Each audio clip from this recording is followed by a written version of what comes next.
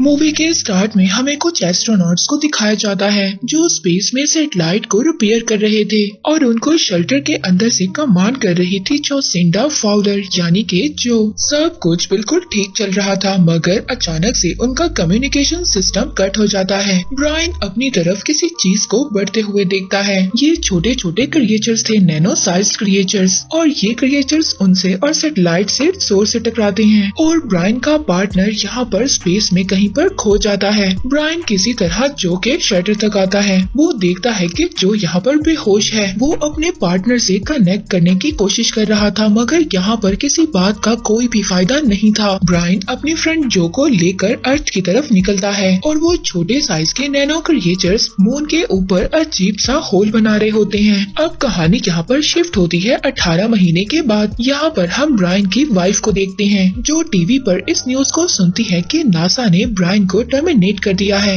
जो incident space में हुआ था उसकी वजह से। और टीवी पर ये दिखाया जाता है ब्रायन और जो की स्टेटमेंट पर नासा के लोग बिल्कुल भी ट्रस्ट नहीं कर रहे थे। ब्रायन की वाइफ ब्रायन से डिवोर्स ले चुकी थी और वो अपने बेटे सोनी को लेकर दूसरी कंट्री शिफ्ट होने वाली थी क्योंकि इस इंसिडेंट के बाद उन लोगों के पास घर भी नहीं था। इसके बाद इस मूवी की कहानी आगे शिफ्ट होती है 10 साल के बाद। हम यहाँ पर डॉक्टर केसी हाउसमैन को देखते हैं जो मून पर होने वाली एक्टिविटी के बारे में इंफॉर्मेशन को इकट्ठा कर रहा था और उसको मून के ऑर्बिटल डिस्टेंस में कुछ अजीब सा देखने को मिलता है। अब केसी जल्दी से नासा कॉल करता है और कहता है कि उसने नासा के डायरेक्टर से बात करनी है। जो को भी नासा से कॉल आती है और वो सुबह सुबह अपने काम के लिए निकल जाती है। जो जब अपने स्पेस सेंटर पहुँचती है तो उसको मून पर होने वाली अजीब सी एक्टिविटी के बारे में बताया जाता है और जो को यहाँ पर बताया जाता है कि मून का ऑर्बिट सिस्टम चेंज हो रहा है, ऑर्बिट का रेडियस बहुत ज्यादा कम हो रहा है और वो लोग फुटेज में कुछ अजीब सा देख रहे हैं मून के बिल्कुल मेरक्रेसियम हिस्से में। उधर दूसरी तरफ केसी की बातों को नासा वाले बिल्कुल भी सीरियस नहीं ले रहे थे।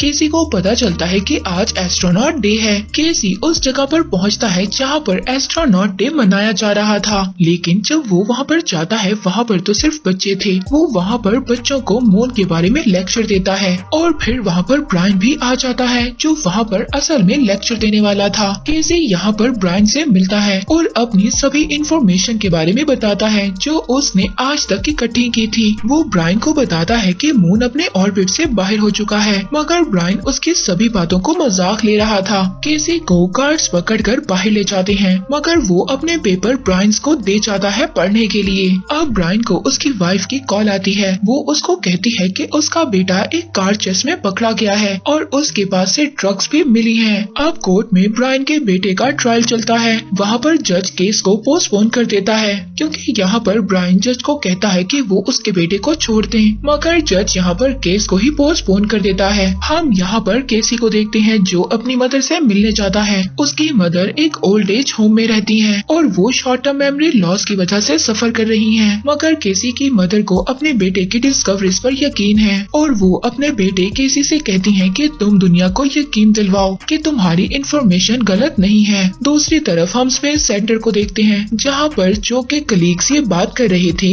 कि उनके पास सिर्फ 3 हफ्ते ही बचे हैं। इसके बाद चांद के छोटे छोटे टुकड़े जमीन पर गिरने लगेंगे और इसका बस यही हल है कि उन लोगों को मून पर जाना होगा और उस होल को देखना होगा कि आखिरकार उस होल के अंदर है क्या। और अब इनको यहाँ पर पता चलता है ट्विटर पर ये न्यूज अपडेट है कि केसी ने कर दिखाया। वहाँ पर ब्रायन जो जज के साथ था अब वो भी टीवी पर वही न्यूज देखता है कि मून अपने ऑर्बिट से बाहर आ चुका है। वहाँ पर ब्रायन की एक्स वाइफ अपने हस्बैंड के साथ अपने बच्चों को लेकर यहाँ से निकलने वाले हैं मगर ट्रैफिक की वजह से कोई भी नहीं जा सकता था। अब नासा और यूरोपियन एजेंसीज मिलकर एक मिशन को स्टार्ट करते हैं। अब पूरी दुनिया में ये न्यूज फैल चुकी थी और हर किसी की हालत खराब होती जा रही थी। अब ब्रायन ये न्यूज देखकर मजबूर हो जाता है। वो केसी के पेपर्स को पढ़ने लगता है और उसकी वेबसाइट्स पर भी विजिट करता है।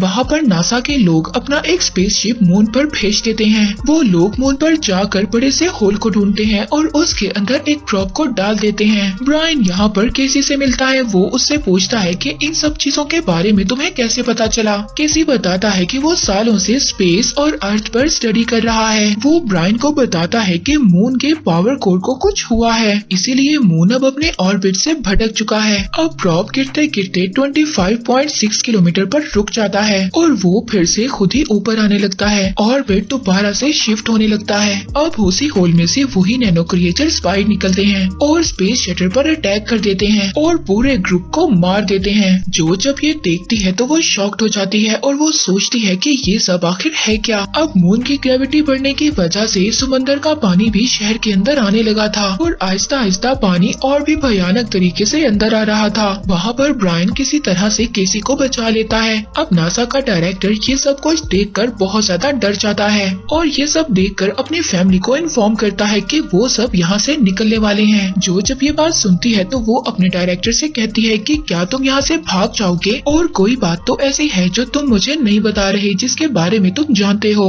यहाँ पर नासा का डायरेक्टर जो उसे कहता है, डायरेक्टर कहता है कि अगर तुम्हें नासा के बारे में जानना है तो तुम जाकर एक आदमी से मिलो और क्लियरेंस के लिए उसको अपना कार्ड भी दे देता है। अब जो उस जगह पर पहुँच जाती है जिसके बारे में उसके डायरेक्टर ने उसको बताया था, वहाँ पर जाकर वो कुछ पुरानी रिकॉर्डिंग्स को चेक करती है और रिपेयर मिशन वाली फुटेज में उन्हीं नैनो क्रिएचर्स को देखती है और वहाँ पर वो एक आदमी होल्डन फील्ड से मिलती है जो को यहाँ पर 1969 की बात बताता है जब लोगों को मून के क्रस्ट पर अजीब सा कुछ मिला था, एक तरह का लाइट, और नासा ने इस बात को दबाने की कोशिश की थी और वो मिशन रिपेयर से कनेक्टेड है, यानी कि उसी मिशन से जो हमने मूवी के स्टार्ट में देखा था। और जब ब्रायन ने भी इस बात को उठाने की कोशिश की तो उसको पागल कहकर निकाल दिया गया और बताता है कि वो टेक्नोलॉजी हमसे बहुत ज्यादा एडवांस्ड है और हम तो अभी उनके सामने स्टोन एज में हैं। अब जो इस बारे में मिलिट्री से बात करती है जहाँ पर उसका एक्स हस्बैंड भी काम करता है, लेकिन वो जो कि एक भी बात नहीं सुनता। मिलिट्री भी न्यूक्लियर पावर से मून को डिस्ट्रॉय करना चाहती है, लेकिन इन सब चीजों से अर्थ को भी खतरा होगा।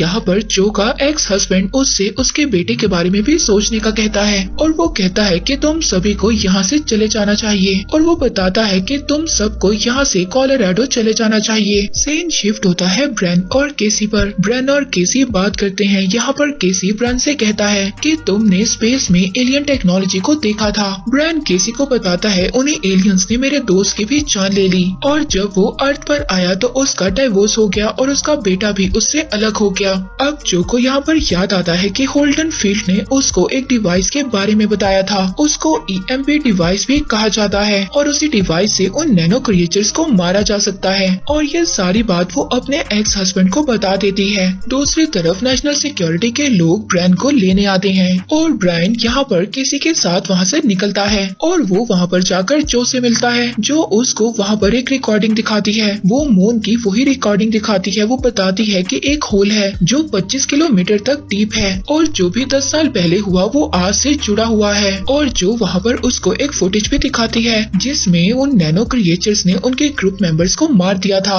यहाँ पर केसी उन लोगों को बताता है कि वो क्रिएचर्स मून के कोर के साथ कुछ कर रहे हैं, शायद मून को उन क्रिएचर्स ने ही बनाया है। जो यहाँ पर ब्रायन से कहती है कि अगले मिशन के लिए उसे ब्रायन की हेल्प की जरूरत होगी, मगर यहाँ पर ब्रायन को बदले में कुछ चाहिए। अब एक म्यूजियम से उनके शटर को बाहर निकाला जाता है और कैलिफोर्निया की एयरबेस में सब लोग देखते हैं एशिया से अर्थक्वेक और वॉल्केनो की रिपोर्ट्स आ रही हैं और अब एयरफोर्स के लोग उसी EMP डिवाइस को लेकर आते हैं जिससे उन नैनो क्रिएचर्स को मारा जा सकता है।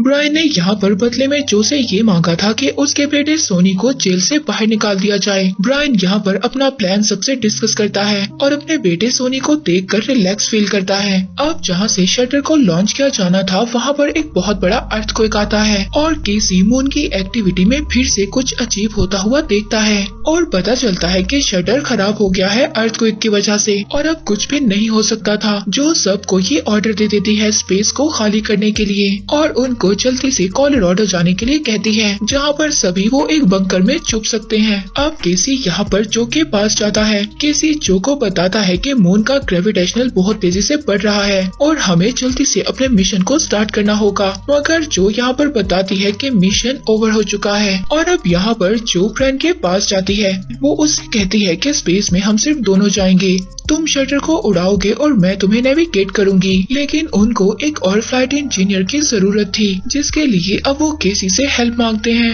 मगर यहाँ पर केसी अजीब अजीब से बहाने बनाता है, पर ये अब केसी का फर्स्ट मिशन था। यहाँ पर ब्रैन केसी से कहता है कि रेडी हो जाओ। अब यहाँ पर जो और ब्रैन दोनों अपने बच्चों से मिलते हैं मिशन पर जाने से पहले, और दोनों अपने बच्चों को गुड बाय कहते हैं। अब ब्रैन का बेटा सोनी और जो के बच्चे सभी मिलकर कोलोराडो की तरफ निकल जाते हैं। केसी भी अपनी मदर को गुड न्यूज देता है कि वो स्पेस में जा रहा है, और वहाँ पर वो वर्कर से कहता है कि मेरी मदर का ख्याल रखना। अब उनकी तरफ एक बहुत बड़ा ग्रेविटी वेव आ रहा है। मून की ग्रेविटी बढ़ने की वजह से वो सब कुछ अपनी तरफ खींच रहा है। अब किसी तरह से ब्रैन और जो शटर को सक्सेसफुली टेक ऑफ करते हैं, पर थोड़ी ही देर में रेड अलार्म बजने लगता है और एक थ्रस्टर ऑफ हो जाता है और उनकी स्पीड कम होने लगती है। अब वो अपने शटर से थ्रेशर्स को अलग करने लगते हैं वेट हल्का करने के लिए, और तब जाकर वो लोग स्पेस में पहुंचते हैं। दूसरी तरफ सोनी जो के एक्स हस्बैंड को कॉल करता है कि वो लोग कोलोराडो की तरफ निकल चुके हैं और बंकर के अंदर जाने के लिए उन्हें उसके क्लियरेंस की जरूरत होगी। उधर स्पेस में ब्रैन और जो ईएमपी डिवाइस में फ्यूल भरते हैं और मून को देखते हैं जो अर्थ की तरफ बढ़ रहा था। दूसरी तरफ हम ब्रैन के बेटे सोनी को देखते हैं जिसकी गाड़ी को 3 लोग रोक लेते हैं और वो लोग उसकी गाड़ी को लेकर वहाँ से चले जाते हैं। अब मून के छोटे छोटे टुकड़े अर्थ पर गिरने लगे थे और मून बिल्कुल सामने आ जाता है और ग्रेविटी से सब कुछ अपनी तरफ खींचने लगता है। यहाँ पर जो ब्रैन और केसी मून में पहुँचते हैं। केसी यहाँ पर मून की पिक्चर खींचता है और ब्रैन उस ईएमपी डिवाइस को मून में होल की तरफ लाता है और इलेक्ट्रॉनिक्स एक्टिवेट कर देता है और दोबारा से अपने स्पेस शटल में वापस आ जाता है। वो देखता है वो नैनो क्रिएचर्स अपने होल से बाहर निकलते हैं और उस डिवाइस के आसपास घूमने लगते हैं। फिर वो क्रिएचर्स उनके शटर की तरफ बढ़ने लगते हैं और ब्रायन यहाँ पर अपने शटर में जल्दी से केसी का फोन ऑफ कर देता है, जिससे वो क्रिएचर्स वहाँ से चले जाते हैं। ब्रैन यहाँ पर बताता है कि मिलिट्री के लोग मून को रोकने के लिए बॉम्ब को भी यूज कर सकते हैं, पर ब्रैन को इस बात का डर था कि अगर ऐसा हुआ तो भर भर कर रेडिएशंस निकलने लगेंगी और इससे पहले ब्रैन को कुछ करना होगा। ब्रैन यहाँ पर कहता है कि उन लोगों के पास सिर्फ 2 घंटे हैं। दूसरी तरफ हम देखते हैं ब्रैन की वाइफ का हस्बैंड सोनी को ढूंढ लेता है और वो उन बच्चों को सेफ जगह पर ले आता है और सोनी यहाँ पर उनको बताता है कि ब्रायन स्पेस में है। रेडियो में ये न्यूज चल रही थी कि उनको ये जगह जल्दी से छोड़नी होगी क्योंकि ये जगह सेफ नहीं है। सोनी यहाँ पर उनको बताता है कि कोलोराडो में एक बंकर है, हम सब लोगों को वहीं पर जाना होगा। वहीं दूसरी तरफ ब्रैन, जो और केसी मून के होल के अंदर जाते हैं और वो एक बहुत ही अजीब सी जगह पर पहुँचते हैं। इलेक्ट्रॉनिक लाइट एक्टिवेट ऑन करते ही वो नैनो क्रिएचर्स जाग जाते हैं। इधर सोनी और बाकी सब लोग ऑक्सीजन सिलेंडर को इकट्ठा कर रहे थे, मगर तभी उनके पास वही 3 ड्रॉपर्स आ जाते हैं। मगर सोनी वहाँ पर किसी तरह उन तीनों को गन पॉइंट पर रखकर कार में निकल जाता है। केसी वहाँ पर ये सब कुछ देखकर बहुत ज्यादा खुश था कि उसकी सारी इंफॉर्मेशन बिल्कुल सच थी। अब वो लोग चमकते हुए एक कोर के पास पहुँचते हैं और जो यहाँ पर डेटोनेटर दबाने के लिए तैयार हो जाती है। वो नैनो क्रिएचर्स उन पर अटैक करते हैं, मगर तभी एक ग्रीन लाइट उनके शटर को अंदर खींच लेती है। यहाँ पर शायद कोई था जो इन तीनों को उस क्रिएचर से बचाने की कोशिश कर रहा था। अब तीनों यहाँ पर बेहोश हो जाते हैं। उन तीनों को स्कैन किया जाता है। उधर मिलिट्री न्यूक्लियर वेपन्स को यूज करने के लिए तैयार थी। वहीं पर 3 ड्रॉपर्स दोबारा से सोनी का पीछा करते हैं और मून तभी उनके सामने आने लगता है और मून आकर ग्रेविटी से सब कुछ अपनी तरफ खींच रहा था और इसमें वो तीनों रॉबर्ट्स मर जाते हैं। उधर दूसरी तरफ जो का एक्स हस्बैंड सोनी को कॉल करता है और कहता है कि तुम लोग लेट हो चुके हो, अब न्यूक्लियर वेपन को एक्टिवेट किया जाएगा जिससे मून का एक बहुत बड़ा टुकड़ा अर्थ पर गिरेगा और रेडिएशन भी होगा, इसीलिए जल्दी से कहीं पर छुप जाओ। और जो के एक्स हस्बैंड को यहाँ पर पता चलता है सोनी से कि जो स्पेस में है। अब ये सुनकर वो शॉक्ड हो जाता है। वो ये सोचता है कि अगर मून को ब्लास्ट कर दिया तो उसकी एक्स वाइफ भी मर जाएगी। अब अर्थ पे से ऑक्सीजन आहिस्ता आहिस्ता खत्म हो रही थी और सभी लोग मर रहे थे। उधर स्पेस में जो और केसी को जब होश आता है कि वहाँ पर ऑक्सीजन है लेकिन वहाँ पर ब्रैन नहीं है। अब दोनों मिलकर बाहर ब्रैन ब्रायन को ढूंढने लगते हैं। एक दरवाजा वहाँ पर ओपन होता है। अब दोनों डरते हुए उसके अंदर जाते हैं और यहाँ पर शायद कोई है जो इन दोनों को गाइड कर रहा है। हो सकता है कि शायद वो कोई इंसान जैसा हो। ब्रायन को यहाँ पर होश आ जाता है। वहाँ पर वो एक लड़के को देखता है जिसमें उसके बेटे सोनी की यादें हैं। ब्रायन यहाँ पर उस लड़के से पूछता है कि तुम कौन हो। वो कहता है कि मुझे बनाया गया है, उन लोगों ने मुझे बनाया है जिन्होंने तुम्हें बनाया है। वो यहाँ पर ब्रायन को बताता है कि बिलियन ईयर्स पहले वहाँ पर लोगों का सिविलाइजेशन तेजी से बढ़ रहा था। वो सभी लोग टेक्नोलॉजी में बहुत ज्यादा एडवांस थे और वो सभी स्पेस में अपना घर बनाने लगे। और वॉर का तो इस दुनिया में कोई भी नाम नहीं था और इस दुनिया को कंट्रोल करता था central self learning computer system. मगर फिर एक दिन सब कुछ खत्म हो गया। इंसानों का बनाया हुआ सिस्टम ही उनके अगेंस्ट हो गया और उन टेक्नोलॉजी को जिन लोगों से भी खतरा था वो उन सभी को मिटाने लगे। फिर तभी वो लड़का सोनी में बदल जाता है, मगर ये सोनी नहीं है, ये कंप्यूटर का ऑपरेटिंग सिस्टम है। और फिर बताता है कि इन सब के बाद वो लोग गैलेक्सी में कहीं सेफ जगह पर रहने लगे। वो लोग बड़े बड़े स्ट्रक्चर्स बनाने लगे जिनके अंदर बहुत ज्यादा एनर्जी थी और उन्हीं स्ट्रक्चर्स में एक मून भी था। और फिर उसके बाद उसी टेक्नोलॉजी ने मून को ढूंढ लिया और फिर मून पर अटैक कर दिया। ये क्रिएचर्स उन्हीं इलेक्ट्रॉनिक चीजों पर टारगेट करते हैं जिनमें ऑर्गेनिक लाइट्स हैं। और फिर वो बताता है कि उन्हें एक ह्यूमन की जरूरत है जो उन नैनो क्रिएचर्स को वहाँ मून पर से हटाने का काम करेगा और इससे ये होगा कि मून दोबारा से अपने ऑर्बिट में आ जाएगा। और फिर इसके बाद हम ब्रेन को देखते हैं जो बेहोश था और वो ये सब कुछ अपने ड्रीम में देख रहा था। जो और केसी जब उसको उठाते हैं तो वो उनको बताता है, वो बताता है कि उन्हें जल्द ही इन क्रिएचर्स को मारना होगा, इन क्रिएचर्स को जल्द ही मून पर से हटाना होगा वरना एक बहुत बड़ी तबाही दुनिया में हो जाएगी। और वो अब तीनों देखते हैं कि वहाँ पर जो टेक्नोलॉजी थी उसने उनके शटर को ठीक कर दिया था। शटर का पावर ऑन होते ही वो क्रिएचर्स मून के कोर पर से हट जाते हैं और वो अब शटर का पीछा करते हैं। अर्थ पर ऑक्सीजन की कमी की वजह से सब लोगों ने ऑक्सीजन मास्क को पहन लिया था। अर्थ पर ऑक्सीजन की कमी की वजह से लोग मर रहे थे। सोनी और बाकी सब लोग जब आगे बढ़ रहे थे तभी वहाँ पर चांद के बड़े बड़े टुकड़े जमीन पर गिरने लगते हैं और सोनी वहाँ पर गिर जाता है। हम देखते हैं कि मून अर्थ के एटमॉस्फेयर में आ चुका था। अब मिलिट्री के लोग वेपन को एक्टिवेट करने ही वाले थे, लेकिन जो का एक्स हस्बैंड ऐसा करने नहीं देता क्योंकि जो अभी स्पेस में थी। दूसरी तरफ स्पेस में ब्रेन, केसी और जो से कहता है